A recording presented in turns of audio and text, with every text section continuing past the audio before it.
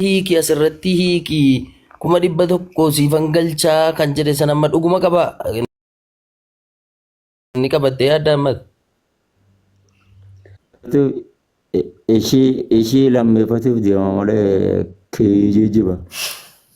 no kan isiiti yuu miti qarshiidhuma sana ni qaba kuma 100 namni kaayiroo jirtu isaaf itti qarshii eessa ofiifuu coree walitti yuutuub irraa walitti funaannataa eessa qaba.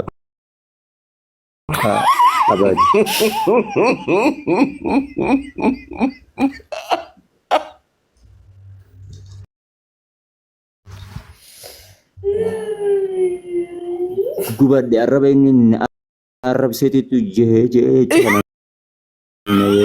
chisiise wallaa hin dhumne baraan arrabsee bar wallahi automaatikii afamuuziidhaan nu fixe automaatikidhaan hin xaragee walitti bakka ummata nam at least an engadda herreega maaliin hojjechaa ture mana asliitti nama 9,000 kuma 12 wayitu ture 12,000 keessa 3 ni gumaacha 3,000 keessa namni 1,000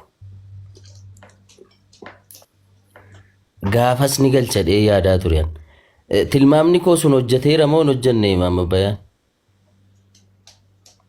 inki jiba wanni tokko galchee hin jiru. Hamzaa bar gabbanii shiree yaadanii aratiin beeytati. ani baramma arar dhufuufan deemaa turbee tokkosuma birattan ciqilfadhaafan hin jiru reewaa salphanne anta Ideen warra kaayiroo. wallahi kisaaraa keessarra bakka Tokko akkanaan jedhee ta'a. Silkii irratti cufantee gargaarbaani. Akkaantii biraa kennaniif keessaan itti barreessanii birrii 8,000 orbas. akkam akkam Amados Abu Muslim gal. Jaarsa kee dhagashadhu mooditeran qabdu.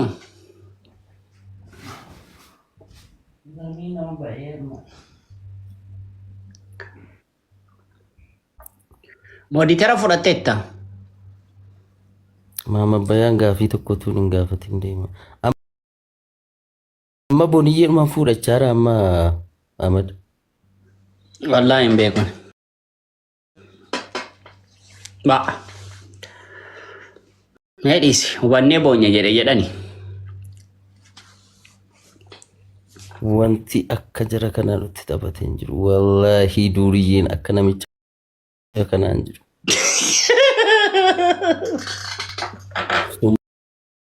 summa wallahi lafa kanarra namni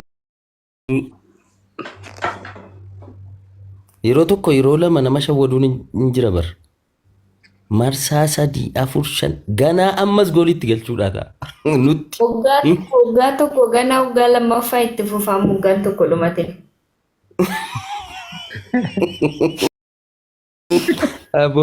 abo irraa dalageetiin jira dhereef wallahi I appreciate you mama bayaan wallahi kunutuu baratee bar Itoophiyaa guutuu si harreetti fee dhaqee gurgura bar biyyatti akka kanatti lafa sii wajjiniin nama sii wajjin kaasee dhaqee iddoo wayitti gabaa dhaabee gurgura bar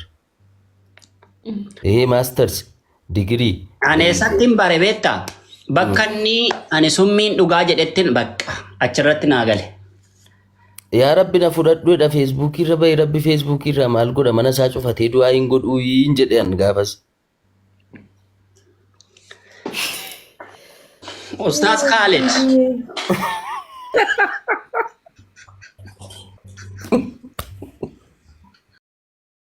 nama gurguddaati Ustaz Khalid dubadha. Assalamualaikum. Waalaikumsalam warahmatullahi wabarakatuh. Astagfirullahaladzim. Ini teman. Irra alhamdulillah achi siga shudi de kuno la si siga shela kuno. Alex taye Pransi fide. Alex nama ajaibat. Film Turki musalsala ila libala ma fi shantai video mujra. Filmiin Turkii immoo hin dhumure istaarri yeroo dhumaa ka'e filmiin haareetti wanti dhufa. Garuu ijoolleen jidduutti miidhamuu jirtu obboleeyyan gama amantaa Islaamaa dhufan kana sallamtee jaanii walitti qaban arrabsaa jiran beekta. Anama waan santu na aarsa. Maaf jennaan Umar ibn Khattaab bar umri isaanii Islaame.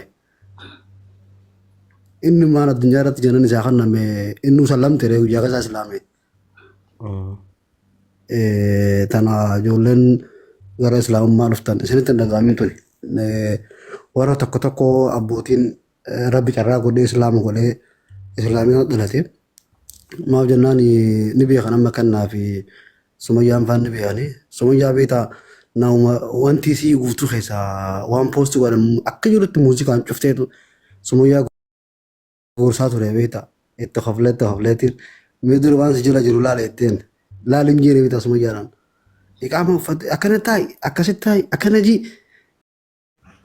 Namni beektaa ifiifuun beeku namni yeroo dura dhufe hundi ishee kasarratti ta'a. Hundaan akkuma beeku lallabaa waan ta'eef guddaa waan akkasiisanii namni wanni garaa nama nyaatu maaliif garuu immoo ijoolleen gama Islaamummaa dhufte umriin isaanii